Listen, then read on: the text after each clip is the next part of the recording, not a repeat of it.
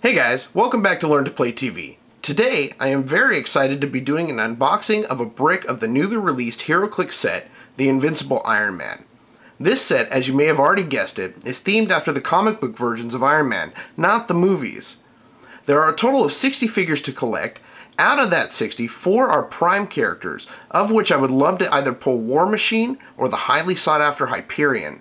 There are also 6 chase figures, from what I can gather, which are based off of the cover art of some of the older Iron Man comics, which is pretty cool. They have some pretty nice looking ones. If any of them that I'm looking to pull, it's going to be the Iron Pharaoh. He's got a really cool ability, and hopefully if I pull him, we'll go over that shortly.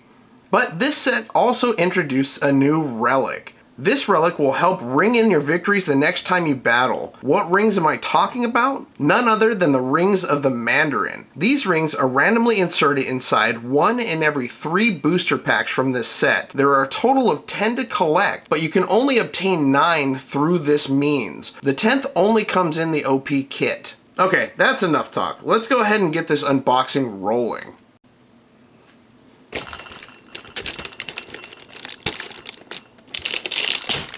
Alright, so we've unwrapped everything, and like always, we're going to go ahead and start this unboxing. We're going to start here at the end, and we're going to work our way down and then hit the second row. Now let's go ahead and start this off with this first one here. There's a lot of really cool artwork on these. I really do like this with Tony Stark inside the suit, and you have Iron Man and War Machine on the other packages. Really nice artwork. I'll give that to you, WizKids. It's really good.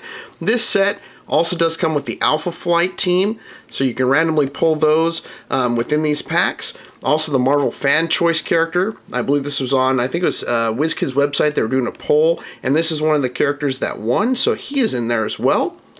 Now we also have the AVX event, which is starting this month. If you guys haven't picked up your starter sets, I would recommend you do that. Figure out which side you're going to fight for, either the Avengers or the X-Men. If you need to get any of those starter sets, check out trollandtoad.com. I'm pretty sure they have them on there for, I think it's like $27.99, probably the cheapest I've seen around. Now, moving on, we also have the Rings of the Mandarin that we recently talked about, and all 10 to collect. So let's go ahead and see if we get any of these. Let's start with this first box. And so distribution-wise, it looks like they're saying about 1 chase in every case. Now, I do have a friend who has opened up a brick and gotten 2 chases out of it, which is really good for him. So we'll see how lucky we are here. We'll probably get about 2 to 3 super rares, which looks like we pulled our first super rare so far. So let's go ahead and take a look at these. And at the end of the video, I will be going over these characters, giving you guys a better look. So we have Iron Doom. That is a really cool sculpt. That is awesome. That's our first super rare. We have our rare piece here. So we got a pretty good little pack. We got the Ironmonger 2.0. Another cool looking sculpt. We have a Happy Hogan here. We have Crossbones. Crossbones, that's a cool character to have. He's the one that helped start that Fear Itself event with Sin and getting that Book of Sins and starting that whole issue. So that's really cool to have. And we have Rescue here. I believe that is Pepper Potts in an Iron Man suit. So very cool. Not bad for our first pack. Let's go ahead and move on.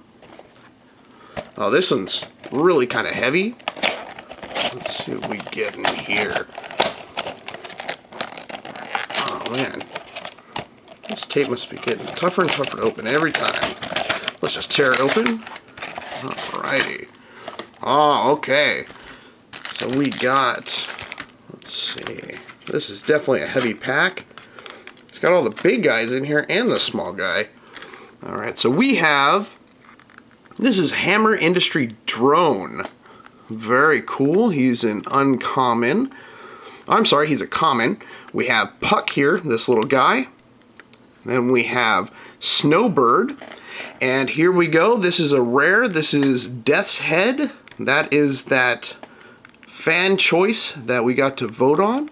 And this guy in the bag here is a common, and his name is Detroit Steel. Another really big character. So if you got a real heavy pack, you're probably going to get something like this. Not bad. This one's got a little weight on the end of it. I haven't had any rings yet. So let's see. It's about 1 in every 3 has a ring. Alright. And there is our ring.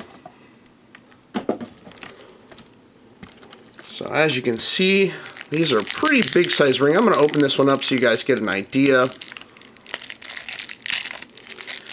We'll go over these a little later. Alright, and this ring is... This is the Ice Blast ring, and this goes on your left pinky. Yeah, they're pretty big, as you can see. I got some pretty big fingers, and this slips on pretty well. Well, that is really cool. Cool ring. Okay, so what do we get in this pack? Looks like we got a few more here. So we got another rare. So we got another rescue here. We have this is Dreadnought, another big guy. We have Tony Stark, and it looks like he's just wearing his suit that pieces itself together and flies to him, which is cool. We have this is Sasha Hammer. I think that's what it is. Its foot's kind of covering the name, but that looks like Sasha Hammer. And we have Ghost, which is our rare character here on the end. Not another bad pack. Let's keep going. So that 1 in 3 on the ring sounds like a pretty safe bet. 1 in 3 is not bad. So we should possibly have 3 rings total out of this brick. Alright.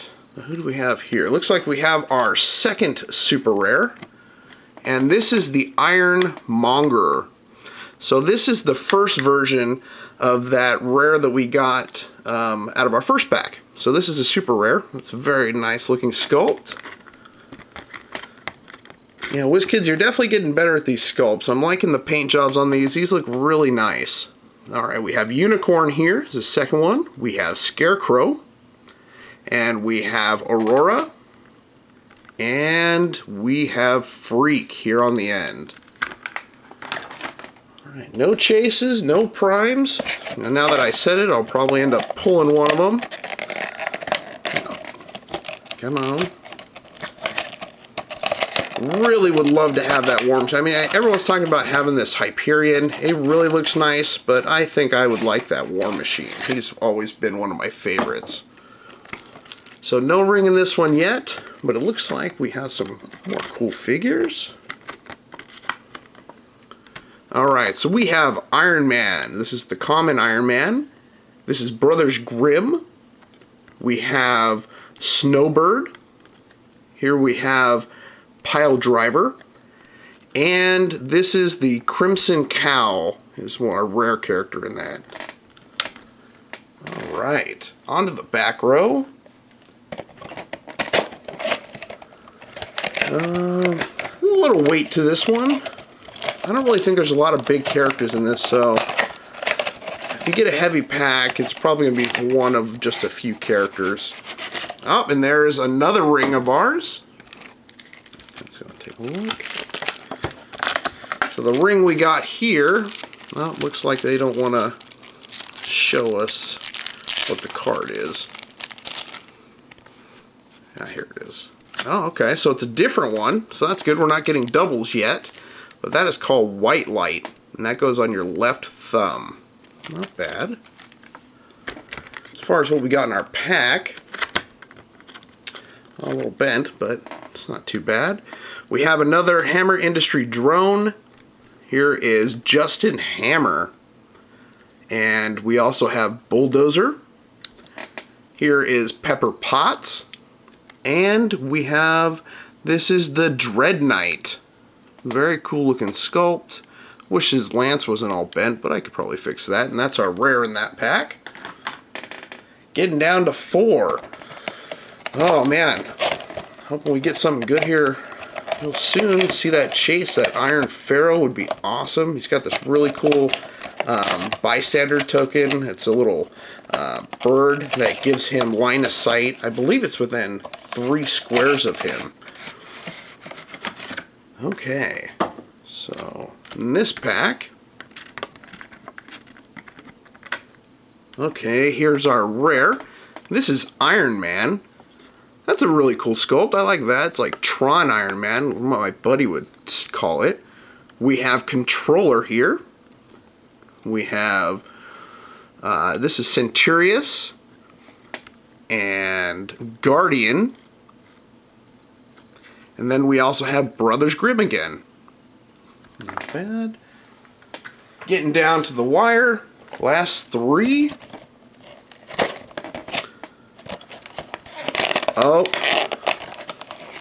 Oh, is that who I think it is? It is. It is Hyperion. Man, got some good luck with that. That is the Prime Hyperion. Man, it's going to be awesome seeing what he can do, why everyone's looking for this guy. So that is I'm sorry, not King Hyperion, that is Hyperion the Prime. Very cool sculpt. Looks ironically similar to Superboy Prime from the Teen Titans set. It's a good way to reuse sculpts, but it still looks nice. We have Thunderball here, which is a rare. We have another Pepper Potts. We have Aurora. And we have, this is, yeah, Magia Goon. I am sorry if I mispronounced that. That is interesting. Magia Goon. Well, we got our Prime, so hopefully we get lucky and we end up pulling a chase as well. But hey, that Hyperion Prime, that is awesome. I cannot complain about that. Another pack. Looks like we got another ring. Oh, very cool. So the ring we have here, our third one, also not a double, which is awesome, is the Mento Intensifier. And this goes on your left ring finger. This allows you to use mind control. Very cool. I'd like to see how these play out with these rings and how they affect the game and give you special powers. Looks pretty cool. So we have Iron Man again here. This is the common. We have Puck. Here we have North Star. And this is Blizzard. And of course, War Machine. Now that is just a really cool sculpt as well. Always liked War Machine. I believe this is the yeah, this is just the rare version, which is also really cool. Down to our last pack. It's got some weight to it. Let's see. Let's see if we get our chase. Are we going to be that lucky, or is it really going to be one per case? Alright. Drum roll, please. Does not look like we got a chase in our brick.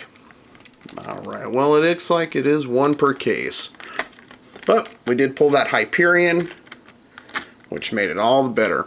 So our last pack, we have Freak, another Hammer Industry Drone, we have another Tony Stark, here's another Unicorn, and the Mandarin. If you're going to pull any rare out of there, you got to have a Mandarin in this set, so you got to pull him. So overall, the brick was, I'd say, a successfully good brick. Let's go ahead and I'll pull these out right now, and we'll be right back and go over some of these. Okay, so we have everything unboxed, and let's start with our commons. This is Iron Man, and he can be played at 2-point values. One at 300 points, that gives you 10 clicks of life, and the other at 150 points with 6 clicks of life. At first glance, this guy is a one-man wrecking crew. At 300 points, you start off with Running Shot, 12 attack, 18 defense with Impervious, and 4 damage with Perplex. Those are some intimidating stats. But I do fear that this Iron Man, even with his awesome dial, will get out-actioned by your opponent's team very quickly. On the other hand, with his improved targeting, he will be able to take cover and still blast your opponent's team on the other side of the wall. At 150 points, though, he doesn't get much better. He's definitely looking a lot stronger at his 300-point dial. He does have very little defense stats at 150 points, only sporting 1 click of invulnerability, and after that you're stuck with toughness and regen. He does have Outwit and Perplex, but I really don't think it's going to be enough for his point cost.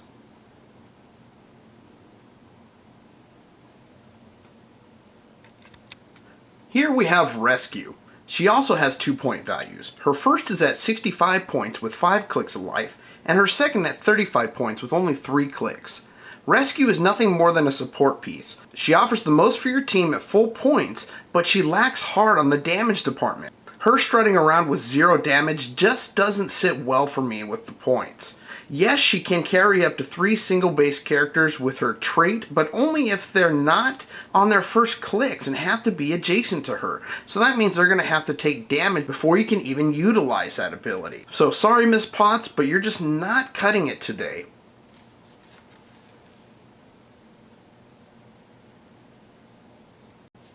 Next up, we have Freak. He has 2-point values as well to be played at. One at 62 points with 5 clicks of life, and the other at 37 points with 3 clicks. This guy is more like a 60-point character. With a full dial of charge and sidestep combined with super strength and a 3 damage, Freak has the potential to deal out 5 damage on his first 2 clicks. But it gets better. His trait is what really makes him shine. It's called No, I Can't Hurt You, My Friend, and it states, opposing characters modify their attack values by -2 and damage values by -1 when attacking Freak. If they are named Iron Man, Tony Stark, or have the same name as a character friendly to Freak. This trait is awesome, and is going to seriously shut down teams. He would be great for a sealed tournament.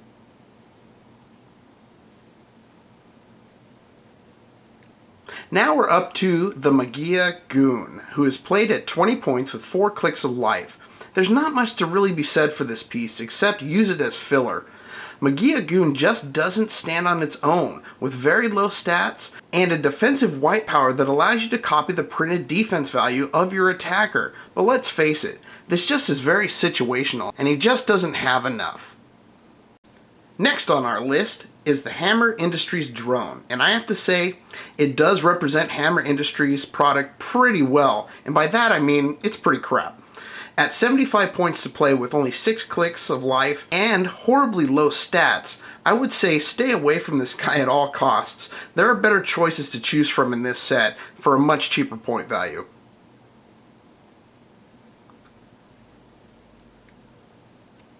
Now here's a much better filler than the Hammer Industries drone. This is Dreadnought, and Dreadnought is played at 50 points and has 5 clicks of life. Now you can see what a decent 50-point piece is supposed to look like. Dreadnought has stronger attack stats combined with stealth and empower, as well as giant reach. This guy is an awesome support piece. He is able to stay 2 spaces away and still be adjacent. This is great for empower and his white damage ability that allows him to heal friendly characters with the robot keyword. I am definitely looking for this guy in sealed. He is an awesome piece for 50 points.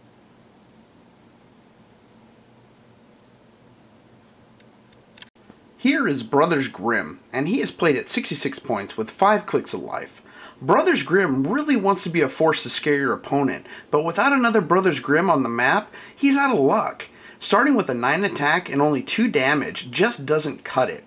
In a sealed event, I probably wouldn't use him unless I was able to pull a second, but really what are the chances of that? But in a constructed game, I could see this guy shine with their +1 to stats, prob, perplex, and mystics.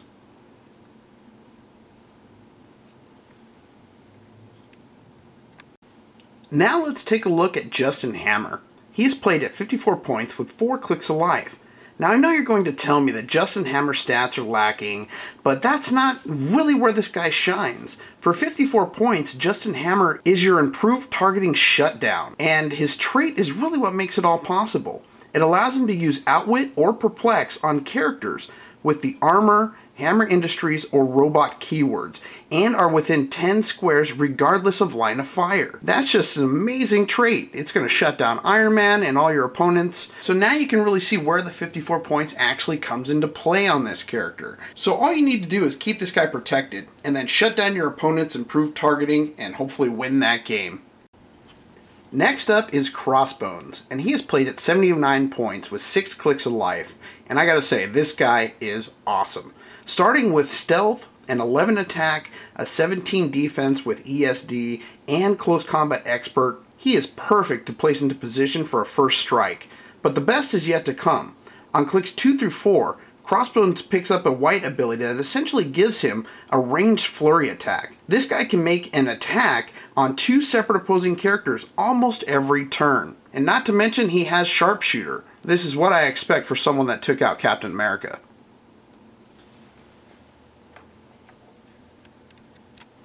This little guy is Puck, and he's the first member of the Alpha Flight team. He costs 50 points and has 5 clicks of life. Again, this character is really just a filler piece. He does have a unique charge ability that auto-generates 2 squares of knockback and allows you to place Puck adjacent to that character. Overall, he does kind of remind me of the Monkey King from the Fear Itself set in regards to the tie-up piece. Close combat reflexes is going to make him difficult to hit up close. I foresee him being used to knock opposing characters away from your important pieces and tying them up.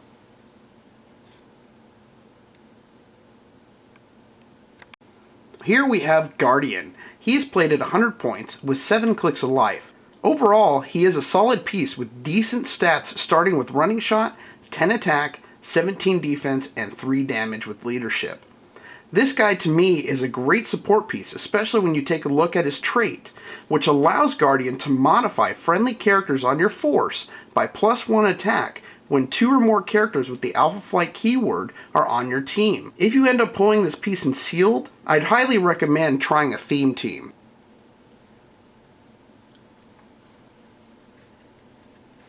Here's another member of the Alpha Flight team. This is Aurora.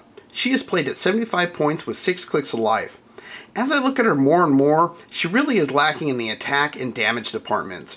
She has some great movement abilities and values, but unless Guardian is around to boost her, she's really not going to be much of a threat. Overall, there's a lot better 75 point pieces in this set. Now on to North Star. He is also 75 points and 6 clicks of life. North Star also has some great movement abilities, like Aurora, with hypersonic speed and charge, but again, he's really lacking in the attack values, unless he's paired with either Aurora or Guardian. Not to mention, if this guy gets hit, he's going to fold like a house of cards. But he may be a force to watch out for if he is joined by his fellow Alpha Flight members.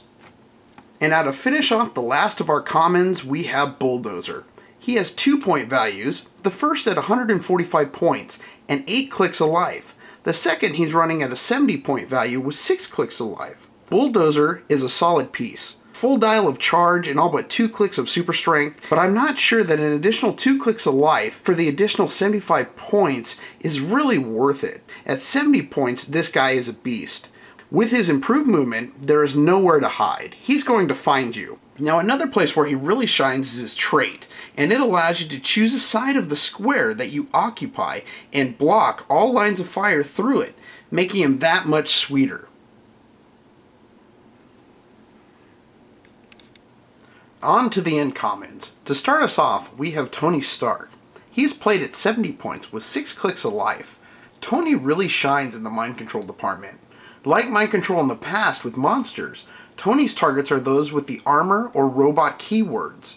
This gives him all kinds of mind control options, both friendly and opposing. But one downside to him is you'll have to push Tony onto his second click to use it. But don't let that deter you from playing him. Tony brings along Outwit and Perplex throughout his dial, and he has a stop click on his last click with Regen, essentially making him a formidable force. Granted, that's if your dice rolls are actually working for you. Next up is Pepper Potts. She is 35 points with only 4 clicks of life. Pepper is nothing more than really a support piece, but for 35 points she may be worth it. Besides being able to upgrade her to her rescue form, she offers protection for Iron Man or Tony Stark. If she is adjacent to a character of either of those 2 names, she effectively stops the mind control or penetrating psychic blast attacks that would be targeting them. Again, I really see her as situational, but she could definitely be an awesome support for 35 points.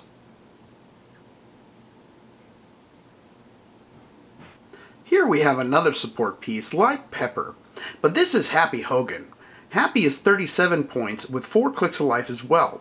Again, this character to me is very situational, offering a +1 to movement or range values for characters within 8 squares and named Iron Man or Tony Stark. Starting to see a lot of these support characters that are really intended to be paired up with Tony or an Iron Man figure.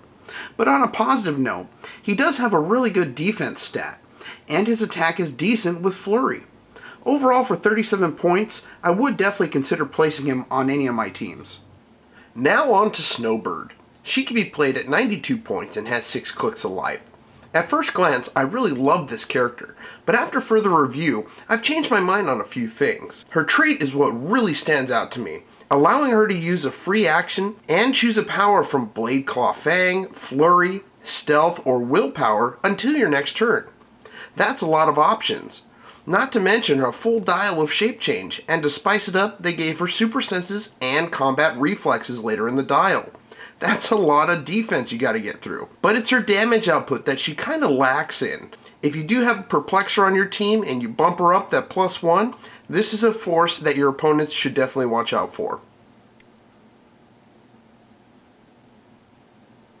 This is Detroit Steel, and he is played at 150 points, which gives you 7 clicks of life. Now so far, Hammer Industries has been a bit lackluster, but Detroit Steel comes in to challenge that claim. This heavy hitter has what he needs to get the job done, starting out with Running Shot, a 7 range, Precision Strike, or Energy Explosion for 4 damage is huge, and that's just on his first click. Now on to Sasha Hammer. She is played at 90 points with 6 clicks. Unlike Detroit Steel, Sasha has low movement, attack, defense, and damage values. But her trait does make her interesting. It is called Steal a Dead Man's Armor. This trait states that when a character with a different name, the armor or robot keyword, and 150 points or less would be KO'd, you may then roll a d6. On the result of a 5 or a 6, you return that character to the map and place it into Sasha Hammer's square. On the click, with the same number of clicks from the starting line as Sarah. That character is now friendly, and Sasha Hammer is KO'd.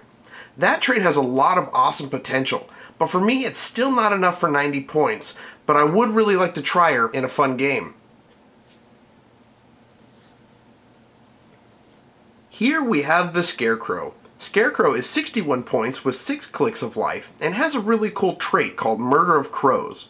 This allows you to give Scarecrow a power action to summon a bystander token called Murder of Crows, and then place it into an adjacent square. The crows really aren't much of a threat, but you should definitely keep any of your force away that is using a relic. If they successfully hit that character, then that character drops the relic into the square being occupied by him. That could really throw a wrench in your plans. Overall, Scarecrow is a decent character for the point cost. He may not be a great damage dealer, but he will definitely keep you tied up if you get too close.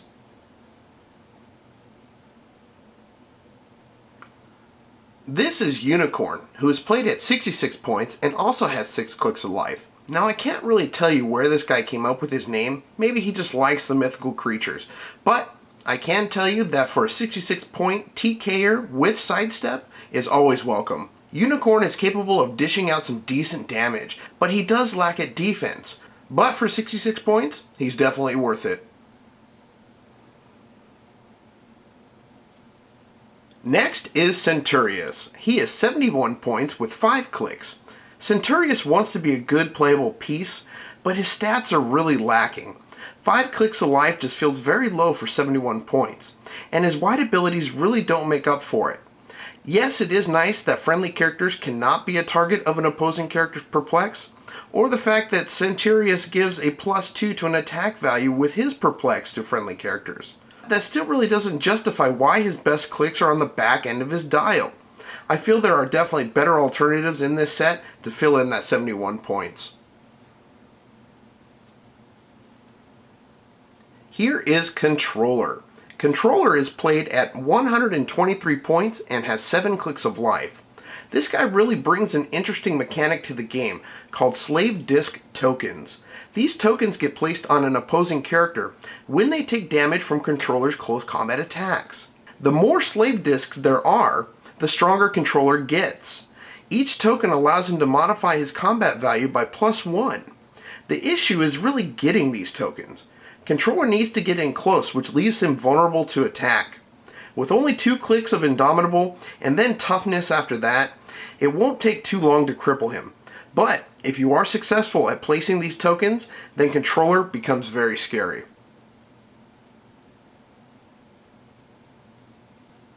Now on to Blizzard. This chilly guy is 75 points with 6 clicks of life and is the master at freezing your opponents. Alternating from running shot and pulse wave to leap climb and end cap gives Blizzard a nice amount of abilities to lock up your opponents. Blizzard's defense is definitely his weak spot, but he does get a very nice wide ability that allows him to use ESD and barrier. Good luck trying to get to him with those. Later in the dial, he adds a twist to his pulse wave. If successfully hit, characters 75 points or less cannot be moved or placed until your next turn, as well as if the characters 150 points or less get hit, you may give an action token to them. Not bad for this King of Cold.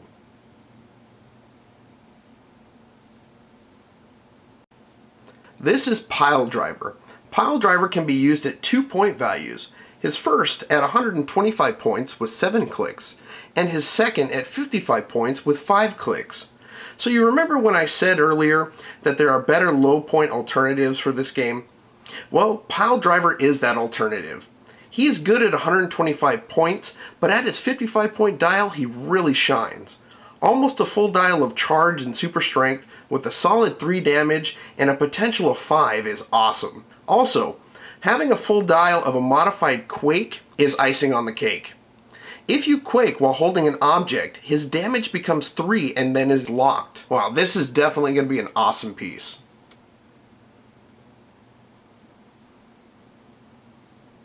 So we made it to our rares, and to start us off is Death's Head. At a point value of 177 with 8 clicks of awesome stats, I can see this guy being played a lot. Death starts us off with Penetrating Psychic Blast for 4 damage. That is an awesome starting click.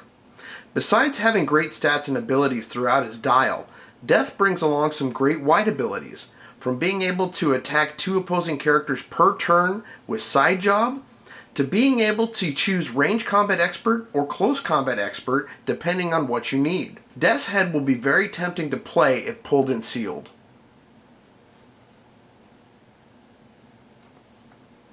Next is one of my favorites, War Machine. War Machine is 125 points with a deep 8 clicks of life. He starts off very strong with high attack values and damage, but drops off kinda quickly halfway through his dial. So keep him protected as much as you can, but don't count War Machine out yet. He brings along a trait that'll help you reduce damage to any attacks that come his way. That trait is called Viable Threat Adaptation, and this allows you to choose a standard power at the beginning of the game. When an opposing character can use that power and attacks War Machine, you then may modify the attacker's attack and damage values by -1. So be aware of what pieces you're going to be playing against and choose wisely.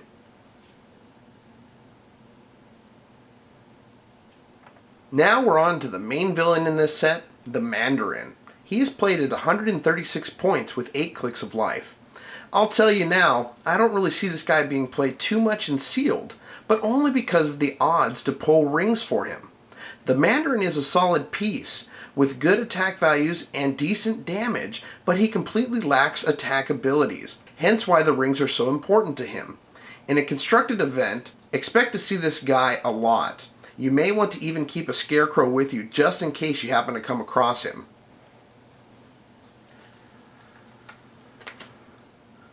This is the Crimson Cowl, and she can be played at 57 points with 6 clicks of life.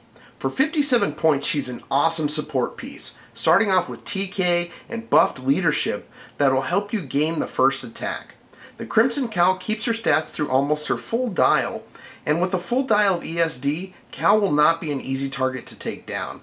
Remember to keep her out of harm's way, and she will definitely pay off. Here we have Dread Knight. Dread Knight is 106 points with 7 clicks of life. Now, Dread Knight unfortunately is very lacking for me. Relying on Blade Claw Fang to do decent damage is never a good idea in my book. I never roll 6s for Blade Claw Fang. Not to mention that he's got a full dial of toughness and no penetrating attacks on your opponents. Overall, Dread Knight isn't really cutting it for me. Next up is Ghost. Ghost is 65 points with 5 clicks of life. Ghost, like Controller, uses a mechanic where he places tokens on opposing characters that take damage from him.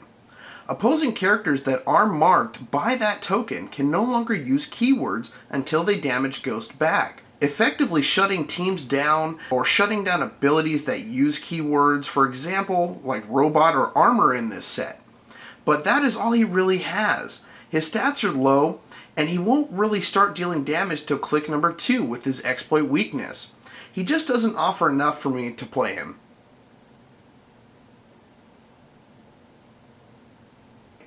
On to the Ironmonger 2.0.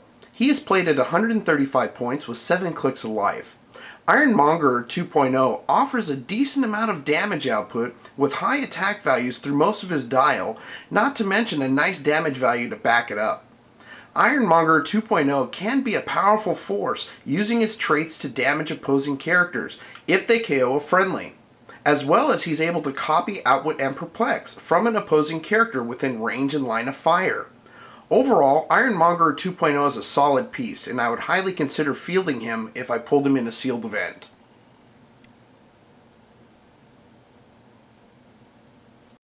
Next up is Iron Man. This Iron Man is 110 points with 7 clicks of life. What makes this Iron Man really shine are his traits. The first of which is a buffed up stealth, not allowing lines of fire to be drawn to Iron Man when it's not your turn and he's standing and hindering can be very annoying for your opponent. Now, it's his second trait that really intrigues me. This allows you to get a second chance if Iron Man would be knocked out. If you successfully roll a 5 or a 6 on either of the 2d6s you roll upon being KO'd, you then can replace Iron Man with another friendly version that is stated on his card. And to top it off, you may be able to even start it on its first click. Now, I know what are the odds of that happening, but hey, it could totally happen. Besides that, this Iron Man is a straight damage dealer.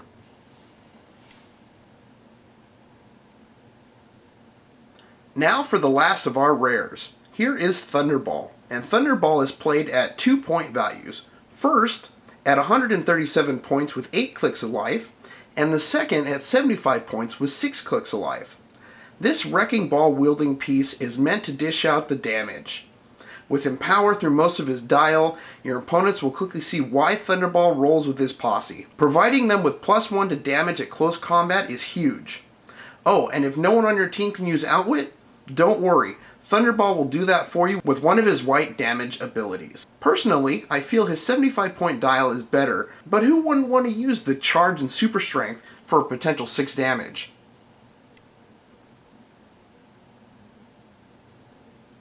Alright, to start us off for our super rares, this is Iron Doom. I have to admit, I really love this sculpt. It's my favorite so far in this set. But enough of that, let's get back to the review. Iron Doom is played at 200 points with 9 clicks of life.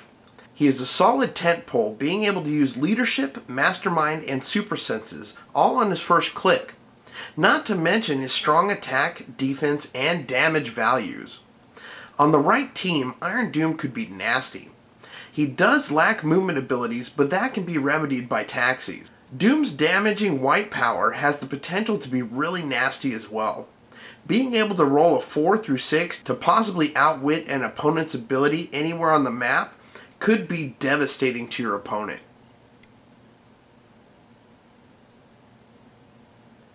Next is Ironmonger.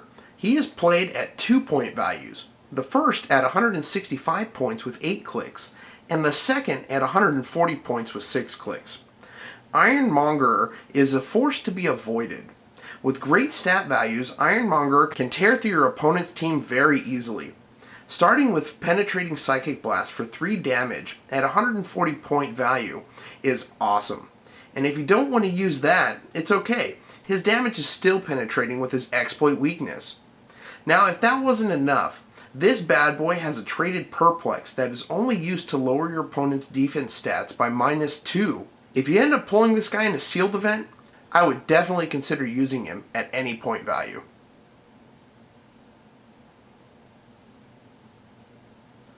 Now to finish off our super rares, this is Hyperion.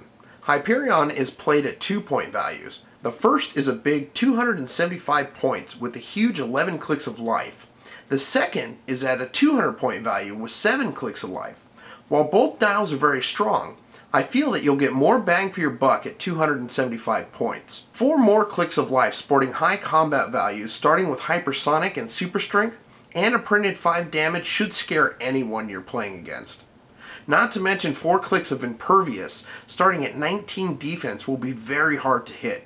Hyperion is the example of having your cake and eating it too.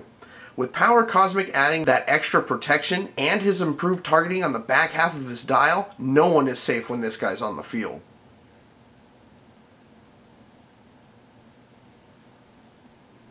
Alright, so let's take a few minutes and quickly go over some of the rings that we pulled out of our brick.